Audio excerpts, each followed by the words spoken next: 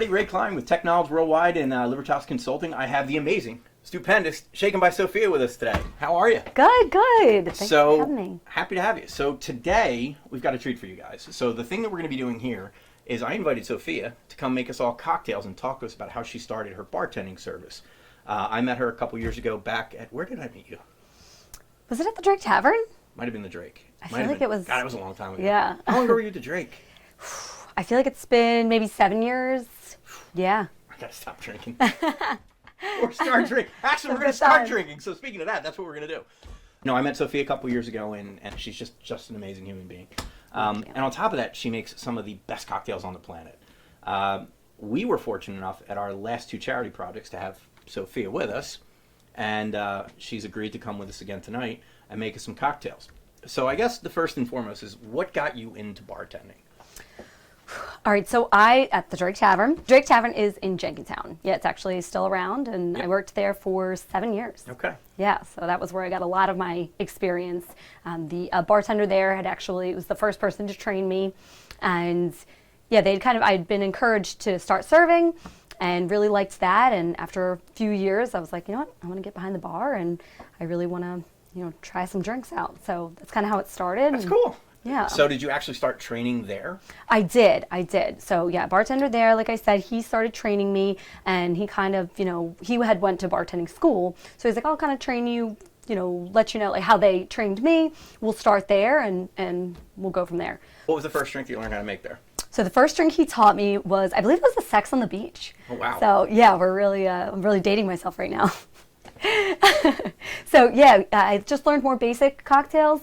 And eventually I did start doing some menu cocktails. And I would do things like a peach and apple and some more, different flavored Long Island. So I've come a long way since then. You definitely have. And so with that being said, I'm getting thirsty thinking about it. If you remember, not too long ago, I came to the Brick and Barrel where you're at now with a gentleman named Pierce. He works for a company named All Green Lights, real tall guy. Mm-hmm. And you remembered him from the last charity project. Yes. And he was drinking gin.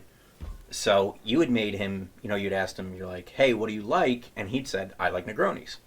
So to dedicate to Pierce, I will have a Negroni if you don't mind making me one. I love it. And you know what? I'm going to do a little riff on a Negroni.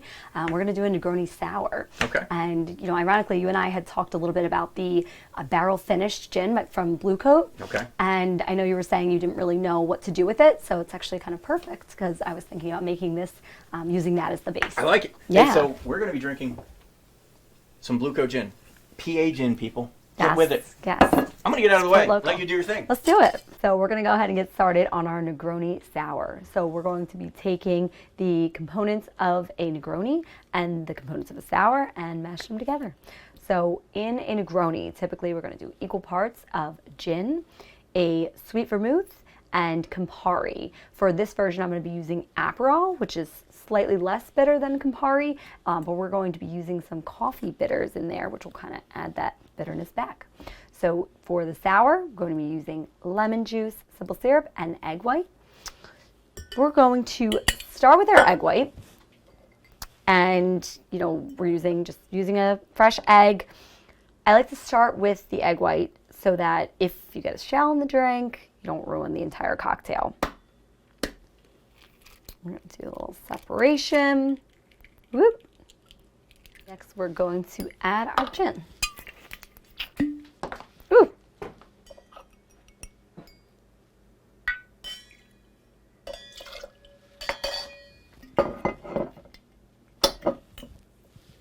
Our Antica Formula Sweet Vermouth, personal favorite of mine. I'm sure I can speak for a lot of bartenders on that.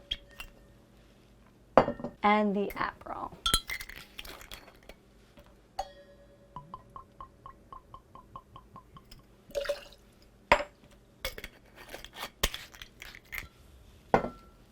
Okay, some lemon juice. Our simple syrup. And the coffee bitters. So these bitters, they're Vinas. So this is a cocktail bar that I found in Maine, in Portland, Maine. that I absolutely fell in love with. It has just all the bar supplies that you could ever want, and then in the back, it's like a little speakeasy bar. Really cute. So we are going to dry shake this cocktail first. We're going to shake it without the ice so that we can really get that fluffy foam on top from that egg white.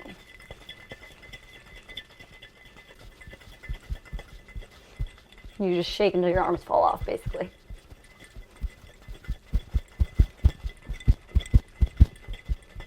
All right. Woo! So now we are going to add the ice and give it another shake. All right, one more time.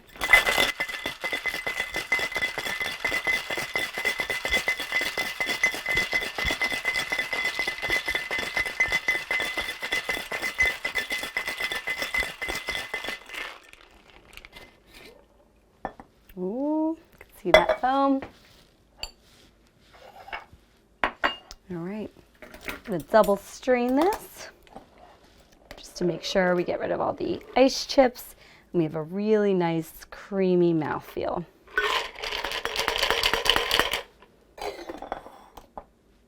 We're gonna give this a lemon twist for the garnish. Express those lemon oils on the drink.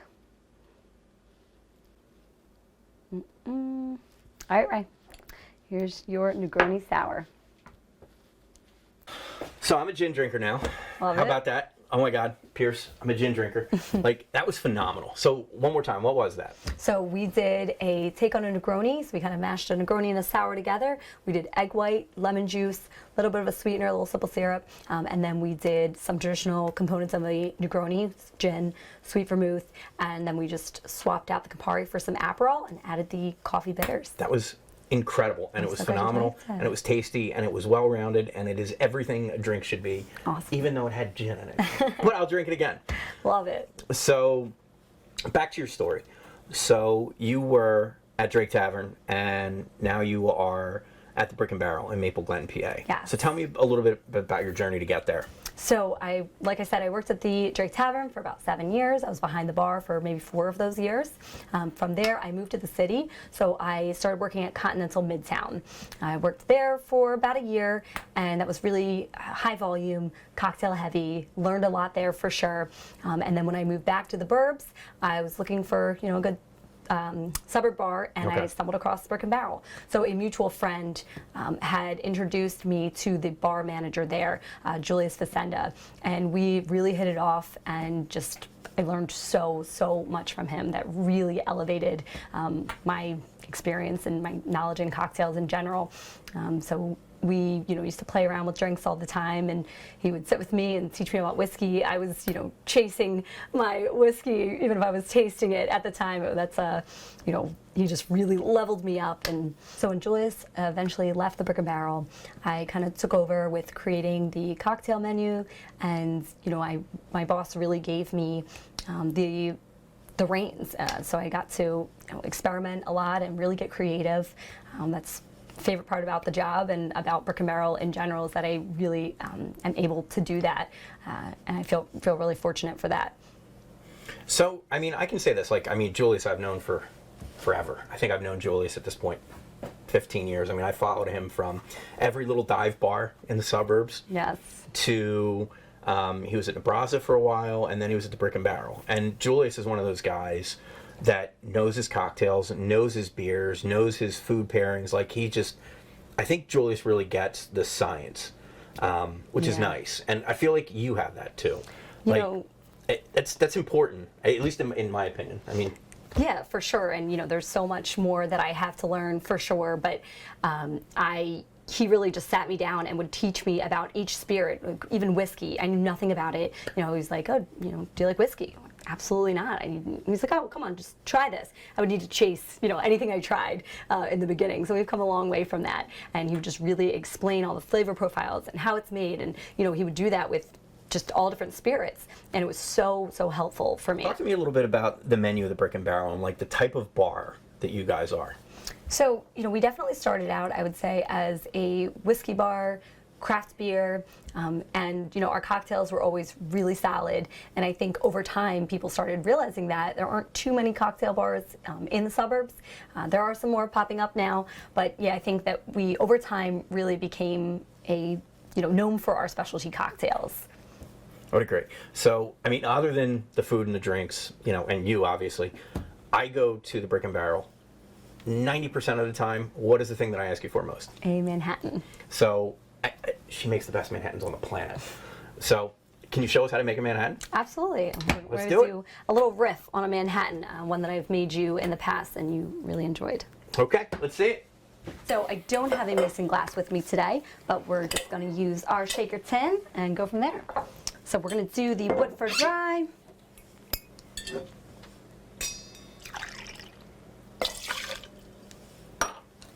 My favorite sweet vermouth. I'm sure I can speak for a lot of bartenders there with the Antica formula. And we're only going to do a ½ ounce because I'm going to be adding a couple other ingredients. I'm going to be doing some cherry here to really enhance that cherry flavor. And we're going to be using some Amaro. So Amaro goes in black Manhattans. I really like this brand. This is actually also from Philadelphia Distilling. Keep it local. For the bitters, we're going to do a classic Angostura aromatic, as well as these cherry bark vanilla. So this is the bitter cube. I've been loving these. I use these all the time at work. It's got like a kind of like a cinnamon cherry vanilla flavor. Grab some ice. And just a little bit of this Luxardo cherry. I'm going to give this a good stir.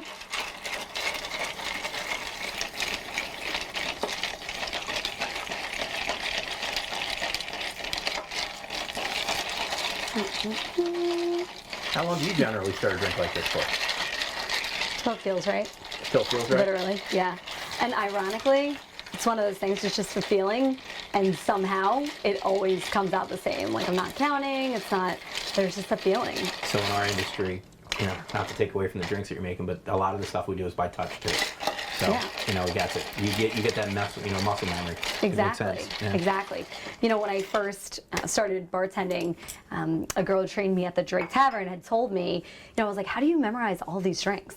And she was like, it's muscle memory. I'm like, how does that make any sense? She's like, you just will start to your body goes towards the, ingredients that you need. Like, it's pretty interesting. Really, I would have to agree. All right, we got a chilled coupe here.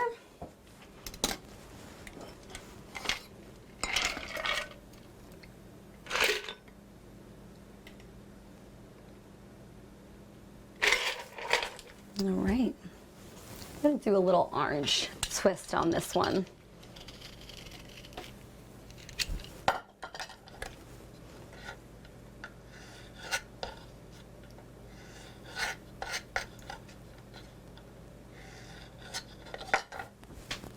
We're going to express an orange peel, get some oils on there.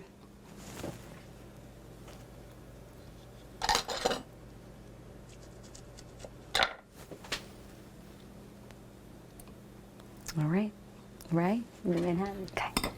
I'm so excited. So, the first thing that hits me on this thing, get you guys closer, is the smell is incredible. I mean, it's got such a great aroma to it, and anybody that tells you that smell isn't part of drinking is lying to you. It's true. Oh my God. Okay. It's a good one. Oh my God, that is heavenly. I think I need to just start making them, just to row with them. I'm on it. Wow, this is really good. Wow, every time it's perfect every time. Yeah, that's a good one. That is a really good one. That's a good one. Okay, so this was fantastic. So I want to now start talking to you about your Shaken by Sophia business. So, but before we do, you want to have a drink with me? Yeah, absolutely. What are you thinking about? Well, that Manhattan was looking really good to me. It's so good. And I saw that you have the Mr. Black coffee liqueur, which I have been meaning to try out, and I have yet to. So I think I'm going to do a little coffee Manhattan style drink. I mean, if you want to make two, that's okay. Let's do it. Okay. All right, let's use that Woodford Rye again. So you like the Woodford Rye? I do.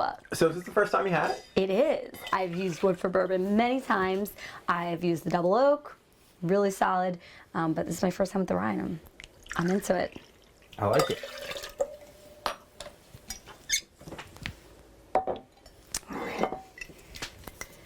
All right, I heard it's pretty potent, so we're just gonna use a little bit.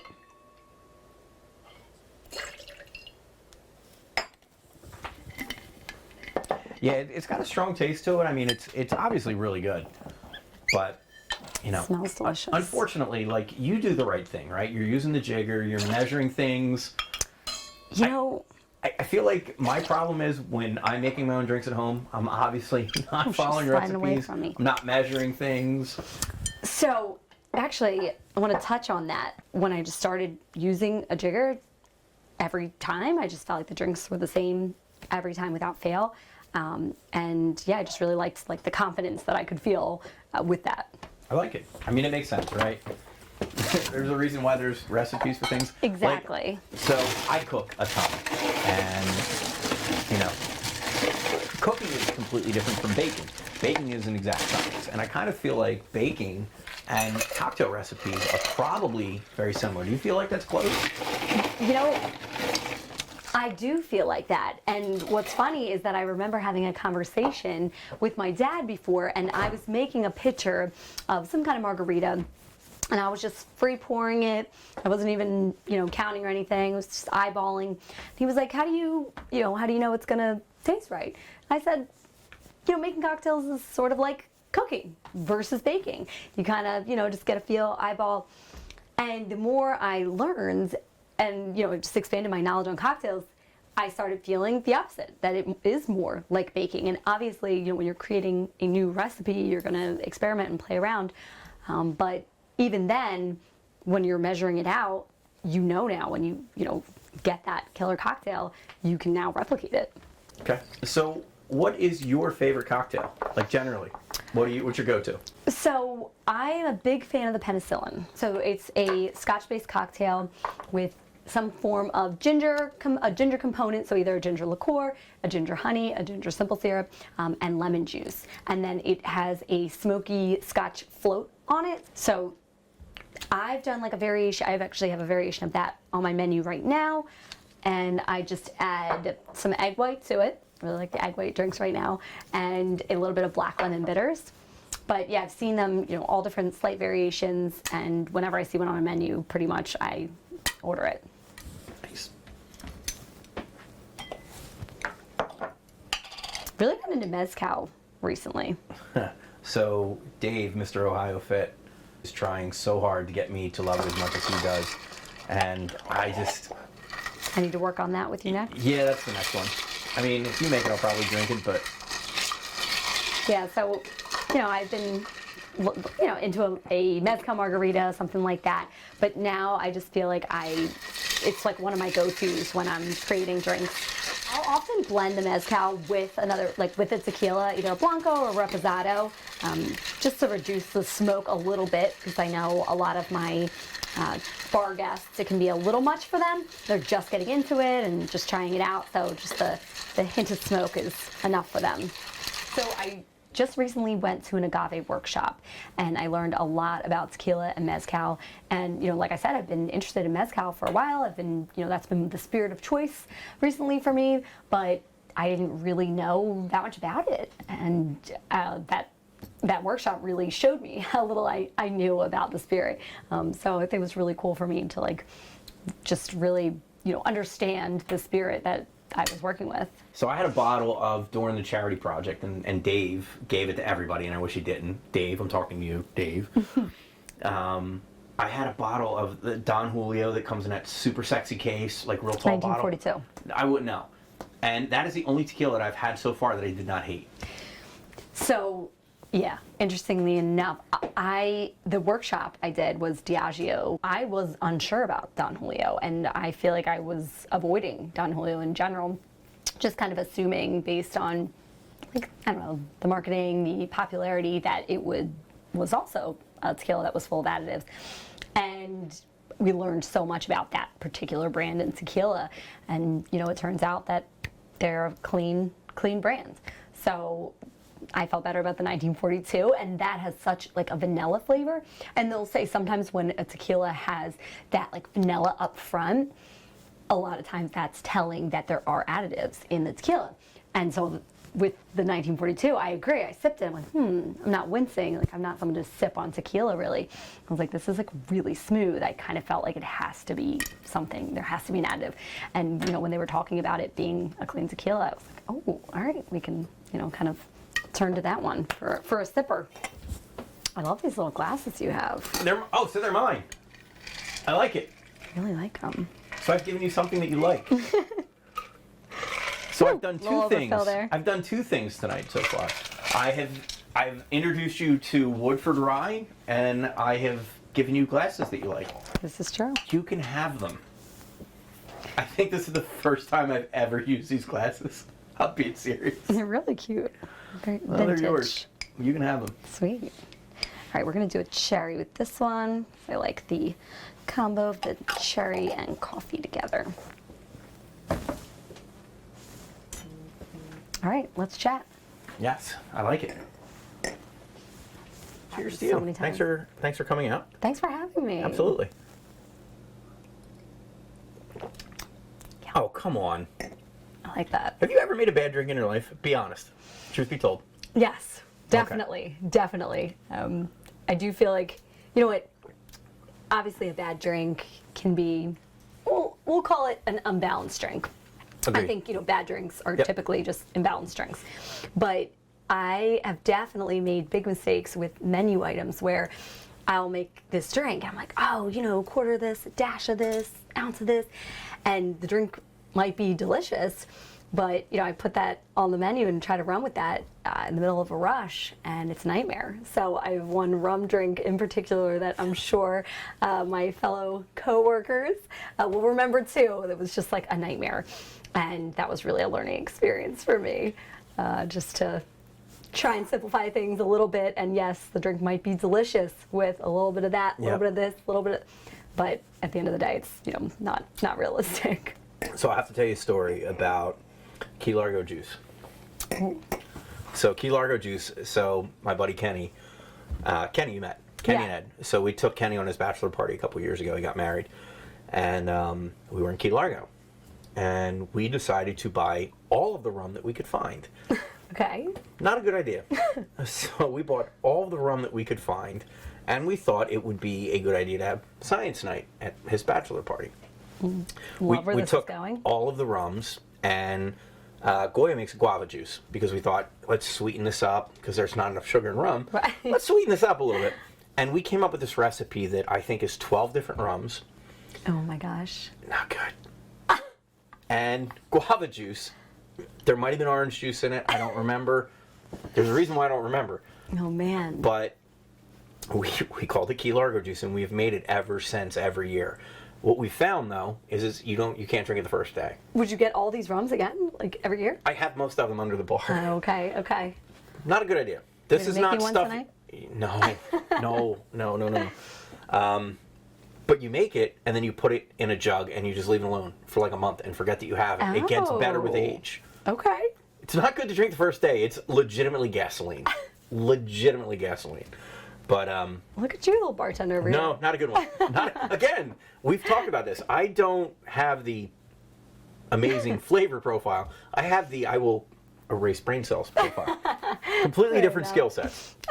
But no, this is really like, there are layers of flavor in this, and it is so good. Yeah, you know, I really like that coffee liqueur for sure, and I added the coffee bitters too with the aromatic. I really like how that turned out. This is really good. Earthiness to it. You're hired. So speaking of being hired, let's talk about your actual business that you started. I think that was bad luck that we just cheers and didn't take a sip. Oh, sorry. You know better than I do. Cheers. You know how many times I get told that, by the way? I'm just trying to play it safe. No, you're doing good. It's like, I'll cheer somebody and I'll put it back down. And they're like, that's a bad idea, right? I'm like, every time. I was starting to get anxiety. Yay! Anywho, let's talk about your business, Shaken by Sophia. Yes. Obviously, great name because you have the skill. Obviously, it's a show, it's a skill, and it's amazing. Thank you. But how did that happen? Like, how did you start that business, and what is it really? So I started Shaken by Sophia in 2020. Okay. It started from working a party that a friend of mine had referred me for, and it just went really well. And so they were like, "Oh, we have all the stuff you need. We'll provide the citrus, the mixers. You just come and bartend." So I was like, "Okay."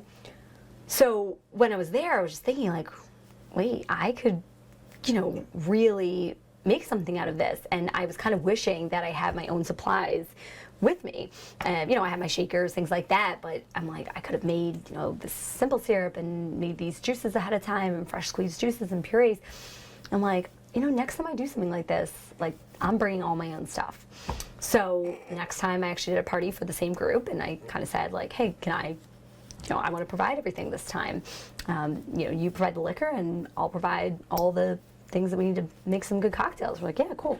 So I did that, went over so well, and it was just so nice that I was able to just really like do my thing. At Brick and Barrel, somebody says, make me anything, make me something, whatever, with this spirit, not too sweet, a little tart, whatever it is. And I was able to kind of do that at somebody's home bar, and it was just like a really cool feeling. People were really enjoying the drinks. I felt really good about it, and I'm like, I could make something from this. So from there, I got some more clients from that party. So I bring my business cards. I made business cards and then started bringing them with, and it just kind of grew from there. So I was just doing bartending first, just bartending at people's homes, parties, whatever it is. Baby showers, bachelorette parties, bridal showers, just birthday parties. And then it grew to, I'm like, hey, people have been showing an interest in learning how to make some of these cocktails, and that could really be a thing. So started with one group. I'm like, hey, let's, they asked if I could teach them how to make cocktails. I'm like, absolutely. It was like a little family get together. It went over really well. It was so much fun. Came really naturally for me, and I thought I was going to be like nervous, but it just felt really natural, really good. It was a really great group to start with too, and I've done many of those now, and it's a hit every time. So, obviously you came and did our event, and you made a custom menu for us. Yes. Is that like the normal go-to for you for this? You make a menu based on what people tell you? Like, what's that process look like? So basically, I'll ask the client. I'll say, is there anything particular that you want to see on a menu? Sometimes they'll say, hey, my friends are heavy tequila drinkers, or none of us really like whiskey, or whatever it is.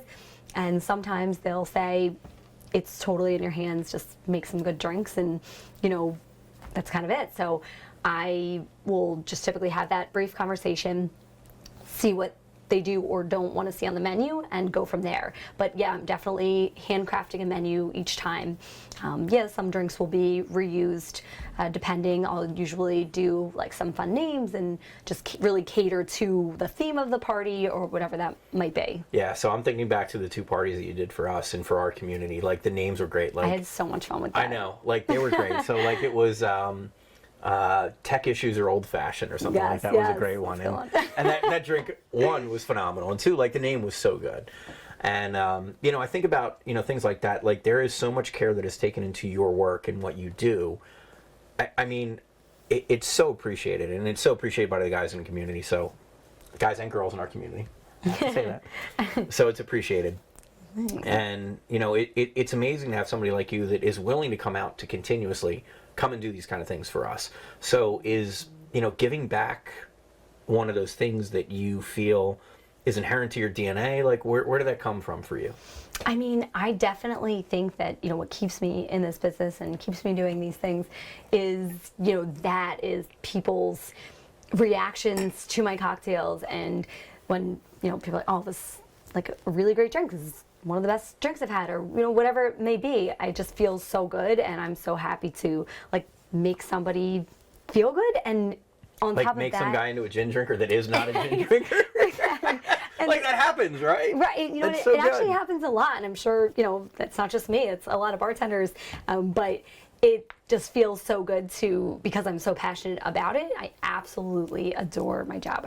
I really do. So, you know, I actually went to school for occupational therapy, and I loved it. I really did. I really enjoyed it. I know I'm an occupational therapy assistant, but I've yet to leave the industry, the bar industry. I'm just like, just kind of in a good spot right now, and I'm really happy with the bar I work at, with, you know, the clients I have, and doing this side gig. I want to see kind of where I can take this, and, you know, give it a full shot, because I have so much fun with it and I love it. So let's talk about the kind of parties you have. I mean, you touched on it, but you know, I saw you had posted a video. You had a row of women making cocktails. Yes. So let's talk about those parties. Like you said, you are teaching people how to make cocktails, and that to me is like so much fun. It's so engaging. It's one thing to watch you make a drink. It's another thing to learn how to make that drink and be a part of that. I gotta do that with you and your friends soon. Well, the next one. All right. We're trying to get you to South Carolina. It's just not working.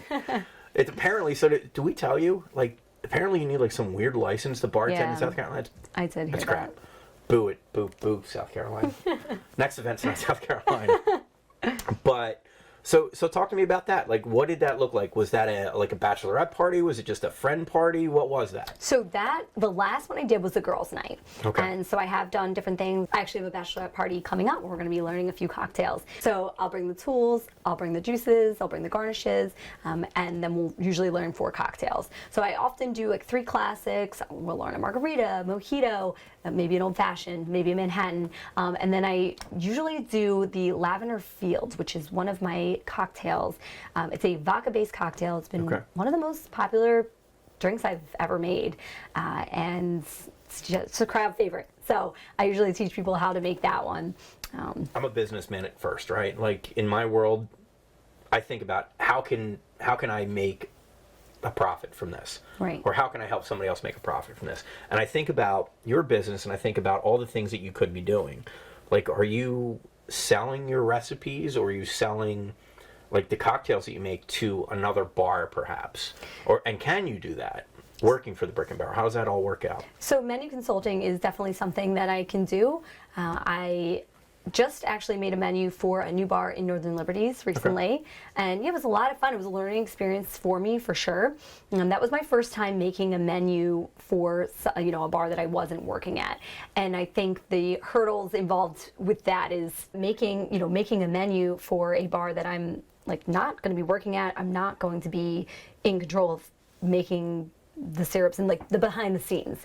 I needed to like figure out how to verbalize the techniques that I was using, or and just really like break that down in a way that was easily digestible for someone else, and that was a challenge. And so, you know, I try to tie all these podcasts we do with other people to what we do, right? You know, we're all wire jockeys, right? We're into ceiling pulling cables. We're trying to build podcasts, and sometimes don't work. But so I look at it like this: like, we teach people in our community how to do things, right? And everything that we do can be taught to someone. But it's everybody's own flair on things, and, Right. and their own way that they do things that you can't teach. People pick up their own tips, their own tricks, and they try to make things their own, right? Right. Do you feel like that's kind of the same thing where, you know, cooking, baking, it's the same thing.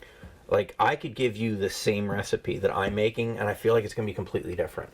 Absolutely. Yeah, I do And- feel like that. And that's a little scary. So what does it look like when you are making, let's say, a recipe for another bar that you are not going to be in control of? What does that kind of look like, that process? And what's the fear in your head that it's not going to be made right as it happens? That's definitely always a fear, and it's like, okay, well then it's my name on the drink, but you know, I would have done something different. I would have used a different technique to do this, you know, whatever it is.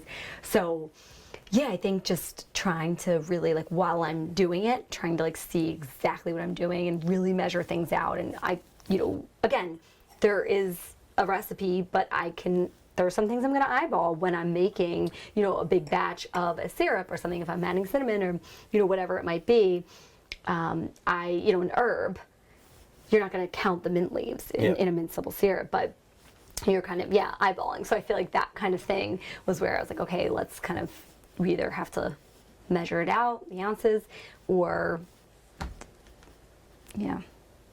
It's tough. And I completely, like, I can understand that.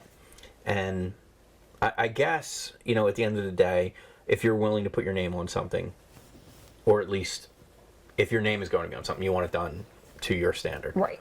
And that's, everyone in this community can tie to that. Like, we feel like we're raising the bar on what we do, and you're literally raising the bar on what you do. See, get it? I tied like something. that. You I like like that? Write that one down. It's like never going to that. happen again. And, you know, also, maybe, like you said, everybody puts their own flair. Maybe somebody's going to take that recipe and they're going to run with it. It's going to be even better, you know, and they're going to elevate it in some way. So, you know, that's the glass, you know, half full kind of outlook on that. I like it. Look at you, you're so positive. My glass is not half full, by the way. This is so good. This is not fair. All of that was awesome. So we've kind of been on this little bit of a gin kick. I have a challenge for you. Okay. Are you ready for it? Ready. Okay, me not being a gin guy, I have a bottle of really pretty gin underneath the bar. Okay. Empress gin. It's kind of purple. Yes. So I think that ties into your model, and it ties into me not wanting to drink gin again, but I think it'll work.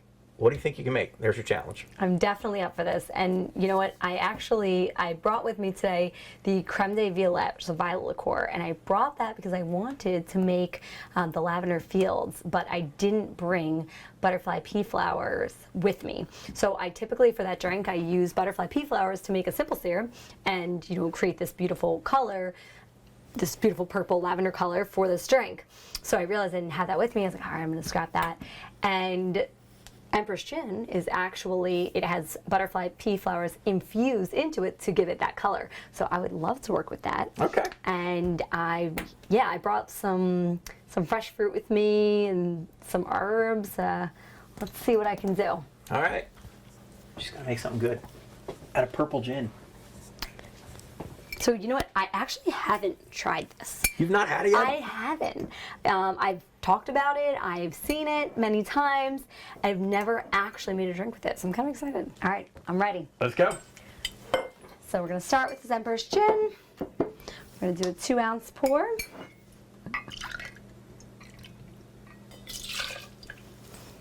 We're going to do a little bit of the Creme Violette and this violet liqueur. So the two purples together are going to look really pretty. Just a 1/4 ounce. And we're going to use some Lillet. Just going to like brighten it up a bit. We're going to do some freshly squeezed lemon juice. A little bit of agave, because that's the sweetener we have on hand. Now, what if we don't have agave on hand? Is there another substitute that you could use? Absolutely. You know what? My first choice would probably have been a 1-to-1 simple syrup for this drink, but I think the agave is going to work just fine. I just am bringing down the count a little bit. I'm going to use a little less just because agave can tend to be a little sweeter than a simple syrup. And in our other shaker, we're going to do some blueberries and a little bit of mint. Spring's around the corner. It is.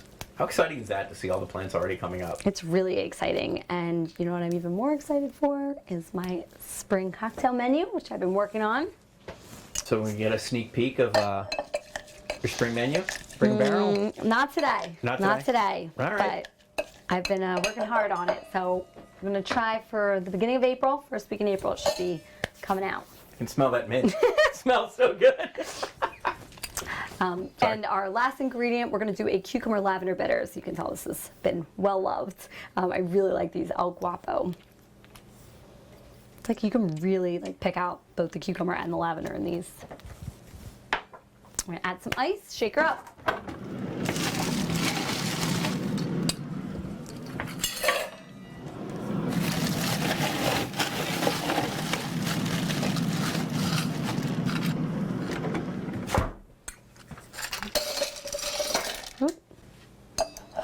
All right, let's shake it up.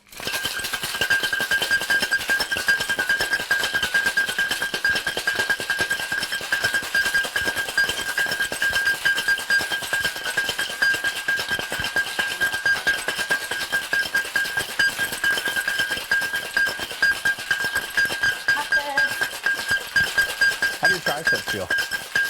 Huh? I said, how do your triceps feel? Burning? A little bit. We're gonna use our fine mesh strainer again. Make sure we don't get any of those mint and blueberry pieces. Ooh, look at that color. I'm gonna top it off with some fresh ice and give her a garnish. And we're gonna get a nice sprig of mint here.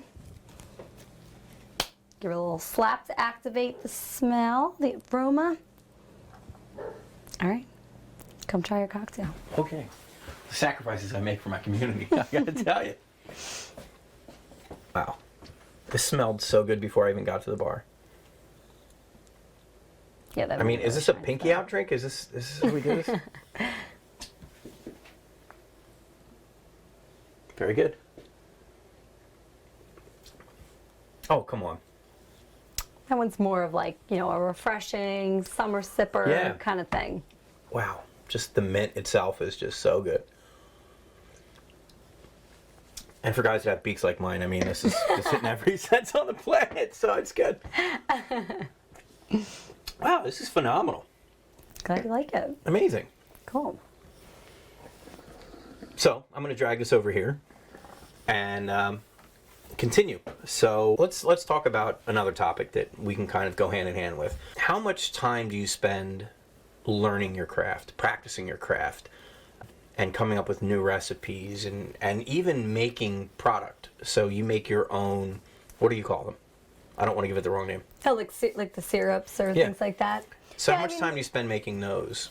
So it kind of depends. There's definitely many hours that go in to it, and I'm more of a night owl, so I usually get that stuff done after my shift. Sometimes we can be there till 4:30 in the morning, depending on how much we have to do that night. And I definitely, that is a prime part of the process. So it depends on how many I have to make that night and everything like that, and some of them are more involved than others. A simple syrup, a demerara, you're doing a 1-to-1 or a 2-to-1 sugar to water, and you're giving it a simmer. It's pretty fast. You just wait for it to cool. Where for my baked apple old fashioned, we're gonna do, there's apples, there's cinnamon, there's nutmeg, there's just more that's going into that, or baking it down for a longer amount of time. Yep. So, and then the straining process. I would say when it comes to practicing my craft in general, as far as how much time goes into, creating a new cocktail, let's say, that can really just depend.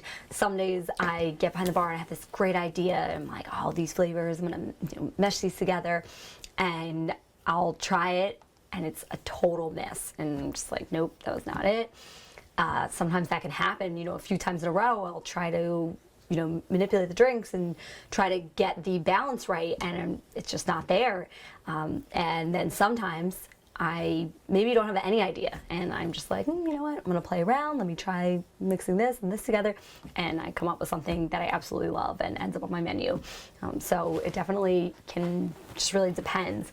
I will go to, so there's the USBG, United States Bartenders Guild, and there's, it's a group of bartenders, mostly in Philly, but definitely some from the suburbs and surrounding areas as well, that will get together, and they host all sorts of events, workshops, and I've learned a lot from those as well. And it's really cool to just talk with other bartenders, see what other people are doing, and just get that, virtually free knowledge. You're paying a membership, a small membership fee, and after that, you're just have all this access to other bartenders and different people within the industry, or working for different spirits, and really are know the craft, know the spirit. And sometimes just having one-on-ones with other bartenders and just going out. Sometimes we'll just go on these, I have one friend that will, another bartender, will go on these cocktail tours, and we'll just jump around and go to different bars and try out different cocktails and get inspired and talk about what we're doing at our different bars. That kind of stuff really brings me a lot of inspiration. So it's literally just like our industry. So our industry, technology. We're following people around that are doing the same thing that we're doing because we want to get better. We are learning from others. We are teaching others, because I'm assuming there's a teaching aspect to what you're doing too. Absolutely. So that brings everything that you do to everything that we do, and it kind of brings it full circle. Yeah. Like, it's weird, right? Completely different industries, completely different, like, businesses, but it makes sense. Absolutely. I think it's pretty cool. I think so too. I mean, I think the more that people talk and have conversations like this, the more that we kind of realize we're all kind of doing the same thing. Yeah. Different industries, different trades. I could never make a drink anywhere near the way that you make a drink, but I think it's really cool that, you know, you guys in your own industries are doing very similar things to what we're doing in our industries. And I think that's something I'm going to take from this, which I think is pretty cool. I think so too. And, you know, just don't get me near any of your computers. I can't help you there. But Well, I mean, if anything, it shows that neither can I, apparently, tonight, with everything that has not worked. So for anybody that is still paying attention to this, so it is almost 1 o'clock in the morning at this point. We started this. We were supposed to start at like 8, 7, 6. It turned into like, we started at 9. It's been a fun night. So we're going to do some rapid fires with you. You ready for those? All right, I'm ready. All right, rapid fire. You ready? I'm ready. How long have you been doing this for? I've been bartending for 12 years. What is a secret to your craft? I'd say the secret, really, that I'm still learning, that we're all still learning, and as good of a cocktail as you can make, or as much as you can know, there's always so much more to learn. And, you know, we could call ourselves, and we could call themselves an expert, but really there's just like so much more to learn. C-team, even in their industry. Your favorite drink profile? So, like I said, I love a penicillin. Like I like the ginger. I like herbaceous liqueurs. I like some bitterness in a cocktail for sure. I also really like savory. Actually, 2 really good cocktails that I've had recently. One was from Franklin Mortgage Investment Company. I think they just go by Franklin's now in the city, and that was a caper sardine gin martini. It was phenomenal. Caper? Yes. Gin, sardine, Yeah. martini. It was delicious. And Wow. the second, there's a theme here, I love capers. Tristini, which is an Italian restaurant in Ambler, they have a Parmesan caper martini. It is made with vodka, but I prefer gin, so I've been ordering it with gin. It's just so, so good. So I just saw the other day somebody made an espresso Manhattan with Parmesan cheese on it. I saw that too. I guess it's a salty sweet thing? I don't know. Yeah, I was kind of curious about that one. I'm going to have to check that out and give it a shot. So, do you consider yourself a foodie?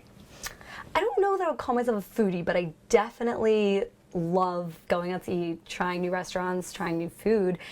The cocktails are really what I'm after. I would say that, you know, if I'm picking a restaurant to go to, the things that are most important to me are probably like the ambiance and the cocktails. And then I would say food would come right after that. I like, you know, an intimate vibe and a really solid cocktail. Cool. I like it. What advice, looking back, would you give yourself when you were thinking about getting into bartending? I would say that when I first started bartending, I kind of saw it as, you know, this fun thing you can just do for a little while in your early 20s. It's, you know, not something that you can, like, you know, it's kind of, I thought of it as like taboo to be a bartender in your 30s, which I am now. And I wish I had just realized, like, I think that held me back in certain ways, that mindset of this is just for now. Like, I can't do this for long. And now that I'm, you know, here I am 12 years in, loving it more than ever, and really just starting to advance in this industry now even more. So I think I would have just told myself that, like, you know, it's okay to love this job and to take it somewhere. And I think that there's just so many different avenues that you can go down, and, you know, it doesn't have to just be behind the bar. There's consulting, there's so many avenues, you know, and different paths that you can take in this field. Sophia, thank you so much for being a part of our community and being a part of our charity projects and everything you do. You Absolutely. are such a fantastic human being. Thank you, and thanks for having me and letting me share my story. Absolutely. So where can people enjoy your amazing cocktails? So you can get my cocktails at the Brick and Barrel in Maple Glen, or you can book me for an event. How can people find you online to book you for a private event? So you can either find me on Instagram at Shaken by Sophia, or go to shakenbysophia.com. I mean, I think that's a wrap. I think so. I think so. Mm-hmm.